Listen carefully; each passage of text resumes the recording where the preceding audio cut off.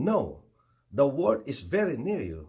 It is in your mouth and in your heart, so you may obey it. There are those who find it difficult to obey the word of the Lord. Why? Because they don't know the word. Where will they get the word? So the issue that was being mentioned here, friends, is that there will be those people that would look for the word and say, where can I get it? Is it in heaven? If it's in heaven, who will go up to heaven and get it for me and proclaim it to me? Or is it beyond the seas?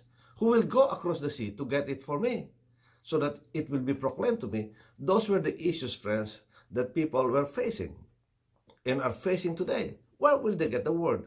But to us, friends, we are now told that it's in your mouth and in your heart. And if that is so, then there should be no reason for